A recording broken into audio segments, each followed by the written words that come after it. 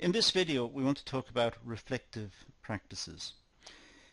Now this is an important topic in the sense that it gives us a greater understanding of how we approach projects and how we analyze situations, and we do it sometimes in stages. We do it at an initial stage. We collect information, we collect data, we work out the sequence of events that's going to take place, and then if we leave it for a while and return to it, we'll have somehow a greater understanding of what's required. We have assimilated the knowledge and the problem. We have taken it in, and we have a greater understanding of the complexity and what is required. Reflective practices are very important in academic work in particular. Sometimes when we have to write an extended essay or a dissertation or whatever it is we're confronting, the best way to do it is to collate the information and leave it for a while and work on something else and come back and work on it again. And through this process we have reflected, we have thought about it. We've thought about it when we've been away from the project, which gives us a greater understanding of the project itself. So we encounter this a lot in our study lives, but we can also have it in our professional lives. When we work, we can have the same issue. We have some issue confronting us. Sometimes when we're working on it and we go home and leave it alone for a while, we think about it and we go back and we have a fresh understanding, a new way of approaching the problem. So this is the type of work that we're going to deal with in this video. Now, in fact, there are two types of reflection. Personal reflection, developing our own learning and performance. And that's very much important to us because that's within us. This is our own reflection, our own developing our learning and our performance through thinking about the issues and confronting the issues, trying various alternatives, going away, thinking about it again. We are reflecting, and we're getting a greater understanding as a consequence. But there's also project reflection, reflecting on the outcomes of a research project, for example, evaluating a project. Sometimes when we investigate something, perhaps as a part of a dissertation or an essay or some academic piece of work we're doing, when we leave it and we think we know what the outcome is, when we leave it, go back, think about it again, and again return to evaluating what we've thought before, we find new perspectives, we find new insights. And this enriches what we're doing. This enables us to have a more polished piece of work. Now, it can happen in academic work, as I just said. It could also happen in our professional lives.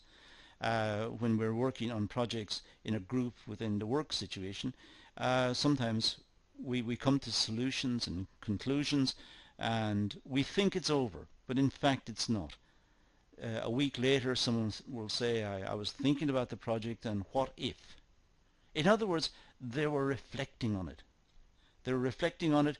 They were just thinking about it casually, somewhere else, at home, in a restaurant. They were just thinking about it, sitting there, and it just came to their mind, and they just had a new insight, something that everyone else had missed.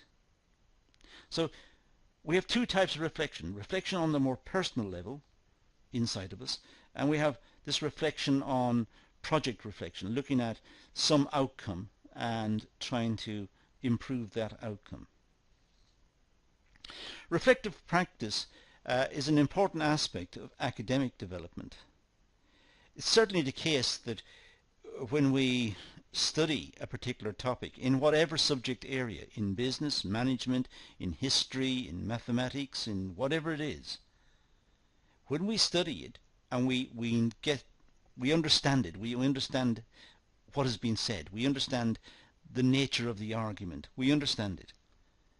But in fact, the deeper understanding will come much later. This deeper understanding is when our minds get to work on it and we can organize it, think about it, and suddenly the problem that was big becomes small because we have reflected and we have a deeper understanding. Reflection is a practice of applying tools and techniques to help individuals and groups reflect on experiences in order to continuously learn and develop. And I say it's a technique because companies now are encouraging workers to reflect. So, for example, at meetings to discuss a particular problem or a particular issue, it's often the case that the meeting simply sets out the problem. It sets out the possible solutions, it sets out what people have said about it, and sets out the technicalities of the problem. And then it adjourns. It adjourns so that the attendees may think about it, may reflect, may come back, and now they're ready to go. Now they're ready to talk about solutions because they have a deeper understanding of the problem. It's as if when we approach problems for the first time, we have a very superficial understanding of the problem. And later, we get a more profound understanding of the issues. And that enables us to bring up more appropriate and more hardened solutions. Hardened in the sense that they are more robust, they are more inclusive, they will take all of the issues into account. They may still not be precisely right. The whole process of reflection doesn't mean automatically we have the right answer, but we have a more thoughtful answer. We still could be missing parts, and the reflection may go on for a very long time until the problem is completely resolved. Reflection is learning from experience. For example, what happened and how you will do things differently next time.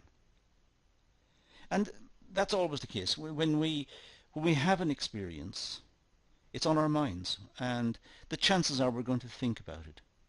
And then we're going to think of different scenarios. What would have happened if that had happened? What would have happened if I'd changed the following? What outcomes would have come about? Why did I apply so much effort in this area and so little in that area? In other words, we are reflecting all the time on our performance, what we did, what we got right, what we got wrong. And this is not confined to the academic world. As I said, this applies in the work situation as well. But it also applies in our home lives, in our personal lives. It could be just simply the act of cooking a meal. The last time it was not very successful because we added too much of a particular ingredient. Now we have reflected on what went wrong. The next time we attempt cooking that meal, it will be different. So we learn from our experiences, from our past. So what is personal reflective practice? Well, it's an important aspect of academic development, as I said. Academic development almost could not happen without this process of reflection and thinking and understanding. And it's through contact with colleagues, debate, disputation, it's through this that we get greater insights. Reflection is a practice of applying tools and techniques to help individuals and groups reflect on experiences in order to continuously learn and develop. And that's important because learning does not stop. We come to a solution to a particular problem and we've reflected on it, and the solution seems to be robust and hold up under various situations. But invariably, particularly in the work situation, we will return to look at that issue again and we will try to modify it and improve it. Because that seems to be part of the human psyche as well, to constantly look for improvements and changes, to update, to improve.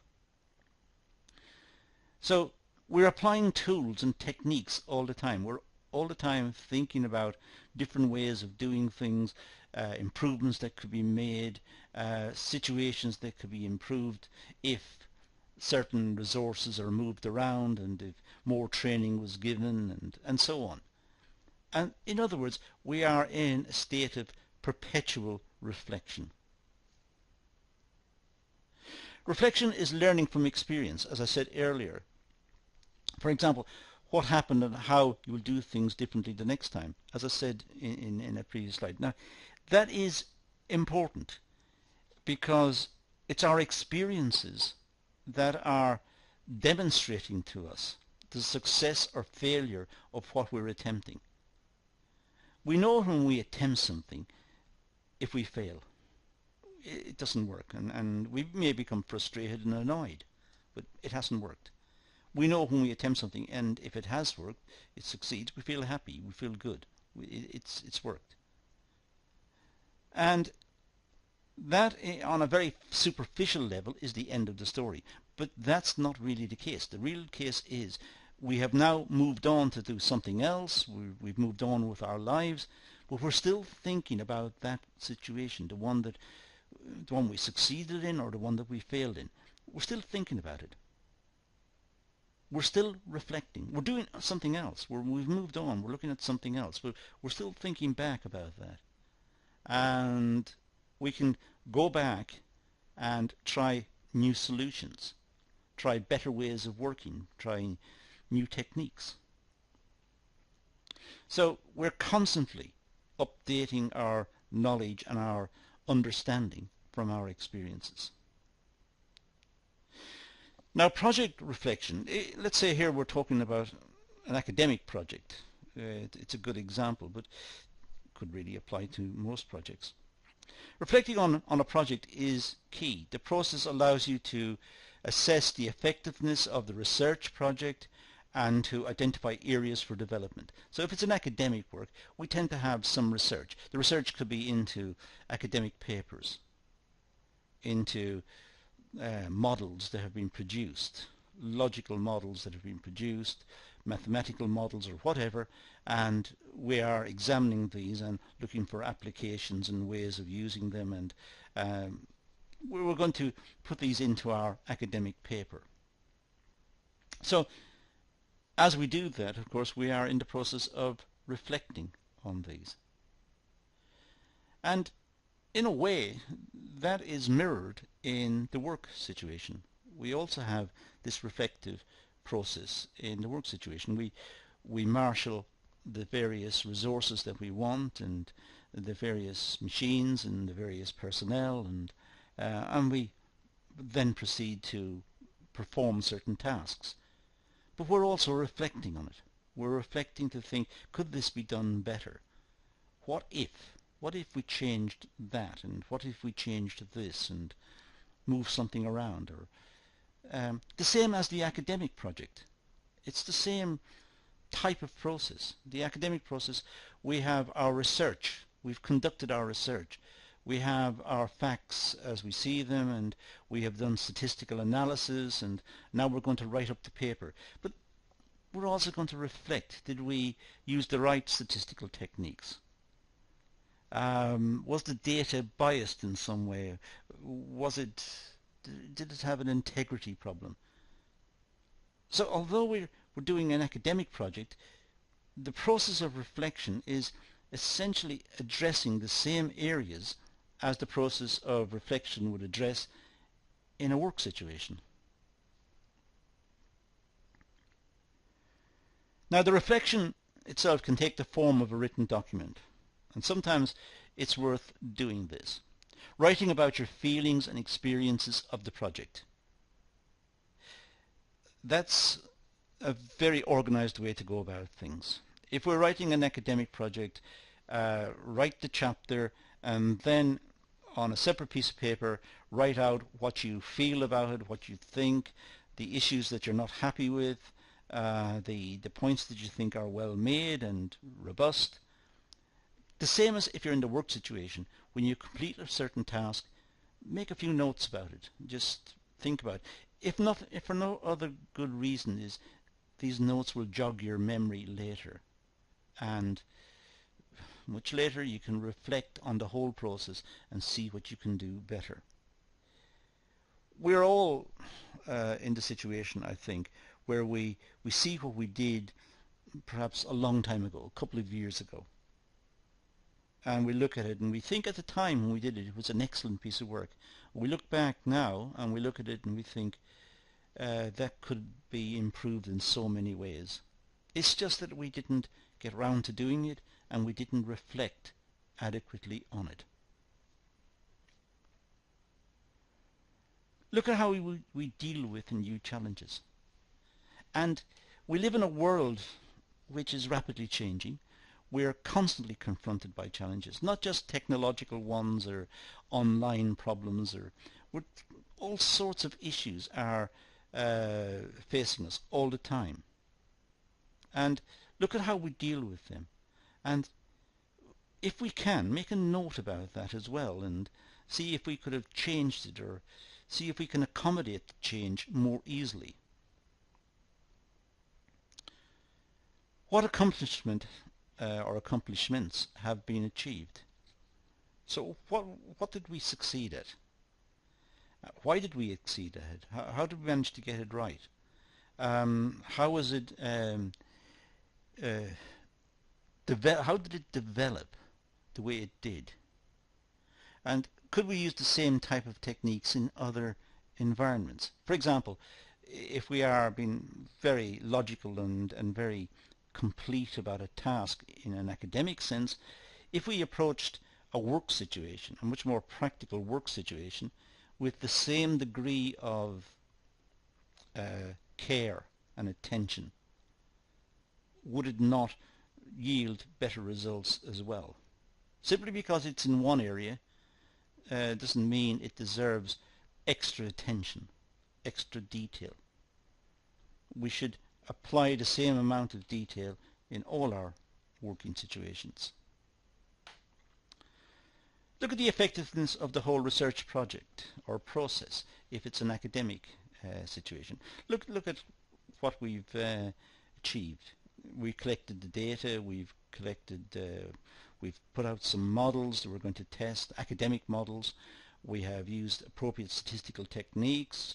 We've compared our results with the model's predictions, and we've described the differences or the similarities, and we have reconciled the two. And we have made recommendations at the end. Exactly the same in the work situation. We can do exactly the same situation. We look at the outcome of our efforts. And if our efforts have been successful, we feel happy, we feel good, because we have achieved something perhaps in a very practical sense. But then we don't leave it at that. We could then think about different ways of organizing it which would be more efficient, different ways of approaching the task, different solutions, different configurations. Sorry, I go too far. Strengths. What are the strengths of the project?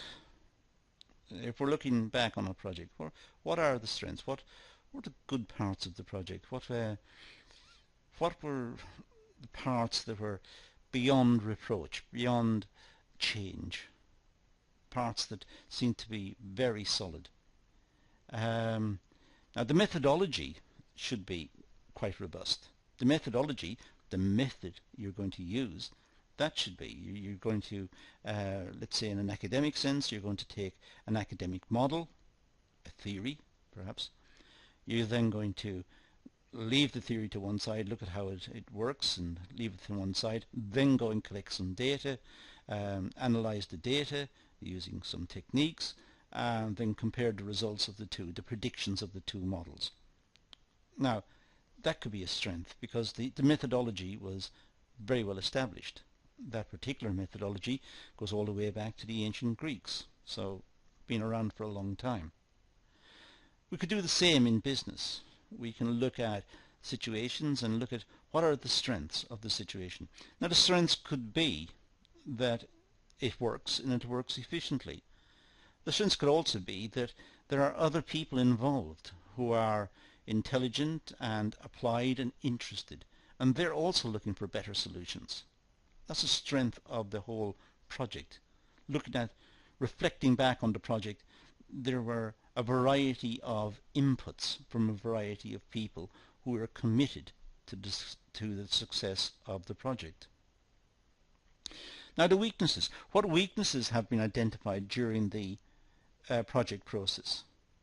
And it's important that we constantly criticize our own efforts. This sounds very destructive and sounds very almost psychologically dangerous, but this is how we learn. We learn from criticism. It doesn't mean personal criticism or very insulting criticism or basic criticism. It means academic criticism. It means taking the model and trying to expose its weaknesses. Taking the thinking of somebody and trying to expose the weaknesses in the thinking so that the person can increase the strength of the model, can improve his or her thinking. It's not a personal attack. Far from it. It's meant to be constructive. And we should seek out criticism. We should look for criticism. Because it's criticism that makes us stronger. If we live in a world where everyone says we're right all the time, then the world will start to fall about us. Because we're not right all the time. So what we should do is look for criticism to help us to improve our working methods. And we should recognize that whatever solutions we come up with for a problem, the chances are they are weak. There are weaknesses involved. There are areas that can be improved. So seeking out criticism is very important. Asking for it. Asking for colleagues and friends to criticize what we've done so that we can learn from the criticisms. Of course, the criticisms should not be personal. The criticisms should be based on the work, the task, and should be constructive. They should point towards ways of making it better. The skills. Well, what skills, learning, and experiences have been gained? It's important to make a note of these because when we enter a learning situation, we normally come out of that situation with more skills. We enter it with one set and we come out with additional sets, additional insights, additional experiences. And we should make a note of those because that's what's changed us. We have grown as a consequence of the experience. We've entered it at one level and we've come out at a higher level. We've had more experience. And we should look at what problems occurred during the process. It's not just looking at the problems, were the problems anticipated in advance? And what problems arose? And how were they dealt with? And what did we learn from the solution of those problems? How did we cope with the problems? And the achievements. What's been achieved in the project? If it's an academic project, we will achieve a successful dissertation or a successful essay or whatever it was we were doing. In other words, we would score high grades because we have been very comprehensive in the way we've dealt with the issues and very critical, as I said earlier. If it's a work project, we will have a project that's working, that's performing the task that we wanted performed, and it's working well. It's efficient. But I think we should be able to write down, to categorize what the achievements are. And whatever the achievements are, we have to recognize that after we further reflect in the future about the project, which has been a success, we'll still find ways to improve it. That's the world in which we live, and that's human nature. Technology will change as well, and we will have to update the project. Even in academic circles, when an economist, for example, is testing an economics model and will go and collect some data and analyze the data, not so far back in history, Back in the 1950s or 1960s or whenever, economic students would have to process all of the data by hand. They would have to add up all the figures and work out the square roots and do the calculations. Now, of course, it's simply a question of entering the data into perhaps a spreadsheet and entering some formula, and it's done. Or entering it into a specialist statistics package and just pressing a button and the answers pop out. So we expect, when we look at our achievements, to note that the achievements are in some respects time bound. They are achievements in our time period. But perhaps future generations will look to those achievements and think they were good at the time, but what they can do now, because technology has gone on a long way, they could do a lot more. The outcome, well, what extent has the outcome achieved the objectives? When we have got a process of reflection on a project or on some issue, in work or academic or wherever, we have to look to what extent does the project achieve its objectives? To what extent does it fall short? To what extent does it fail? The outcome may be the best we can achieve, but it's not a rounded solution. It's not a complete solution. So there still may be gaps in the outcome. And quite often, particularly in academic circles, the project will look at some issue and will write up the issue and discuss the issue, and that's the best that can be done. But there are gaps, and sometimes the author of the project will, he or she will enter into a discussion of the shortcomings or the failings of the project itself. We'll talk about if they could only get data on a certain issue, and if they could only use a certain technique, or if they could whatever. They will engage in their own criticism, possibly to anticipate the criticism of others and to minimize its hurtfulness. Data collection, well, effectiveness of research methods, i.e. the use of more or other research methods. It's always an issue as to what methods should be employed. It's always an issue how to solve it. And it happens in the business world as well. When we have a problem in production or in distribution or whatever, sometimes there are a whole variety of ways to go, a whole variety of solutions. What we have to do is select the best one. Each one is good, but we need to select what we sometimes refer to as the maximorum. We have to select the best from all of those. Look at the project process, the value of the project process and outcomes.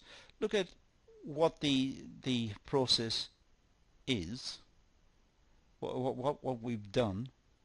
Look at what was there before, and look at the value that we've added to the process. Look at the benefits we've brought as a consequence.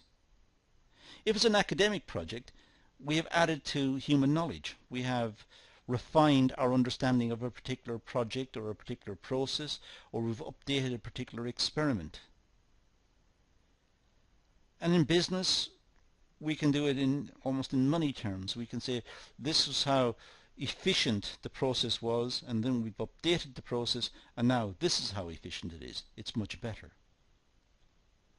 So we're looking at the value that we've added as a consequence of our intervention and our reflection.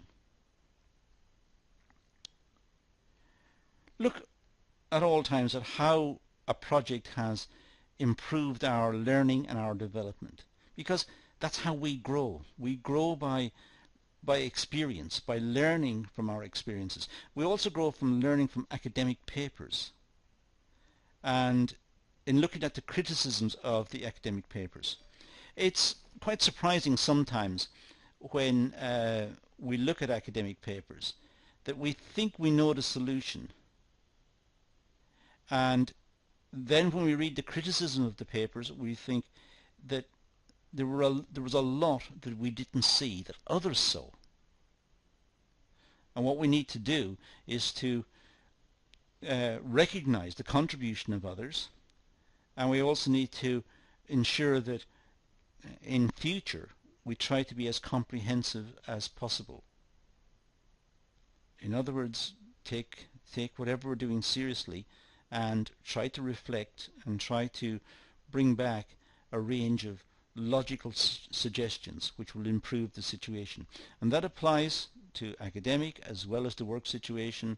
It applies in our personal lives, in the way we live. The solutions, well, what could I do to improve the outcome of future projects? And that's really the question that we need to pose at the end. What could we do? How can we improve the way we go about looking at problems and trying to bring about solutions? Now, the importance of reflection. Well, it's important for developing individual skills and personal effectiveness. Without it, we don't move forward. Without it, we don't have any development. We stay as we are. It's reflection that drives us forward. Sometimes it whets our curiosity. We want to learn more about situations. We want to examine something in more detail. We think about situations we've dealt with in the past, and we look for similarities and differences, and we try to do comparisons, and so it's us developing, and that's important. So we question, and we're always asking questions about situations. We're trying to learn about the situation. We're trying to ask the questions, what is it we could do better? How can we develop better, and how can we approach situations in a more logical way? And the process of reflection, done calmly and coolly, will enable us to deal with this reflection process more fully.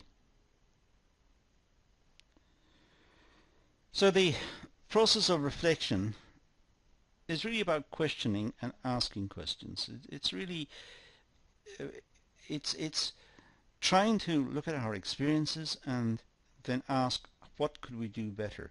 Sometimes the solutions in the whole reflection process comes to us. It just simply settles in our heads. We have a different perspective, a deeper understanding.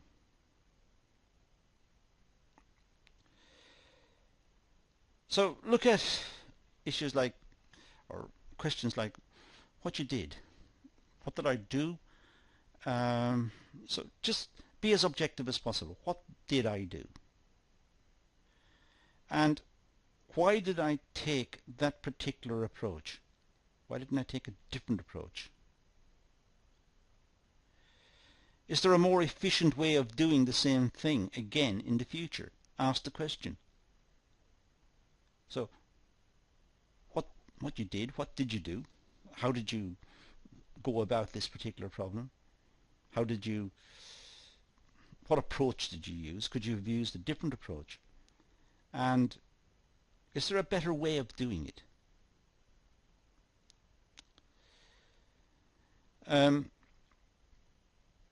Reflection is it's developing individual skills and effectiveness, as we've said. It's a process of reflection and questioning. That's important. But it's also about learning and progressing. When we learn, we become more efficient and effective at the task, and it helps you to improve your skills. But this learning and progressing is really based on our effectiveness, what we are capable of doing, and about the questioning that we pose in the context of our effectiveness. And out of the questioning we get a greater understanding of how we've approached situations and what we can do in the future. So it makes us more efficient, and it enables us to take on more complex issues, because we're learning and developing. So you see from this video that reflective practices is a very important aspect of learning and of skill development. It's an important video, and reflection is now recognized as a very important learning tool. But that's all we're going to deal with in this session, so let's leave it at that and say thank you for watching.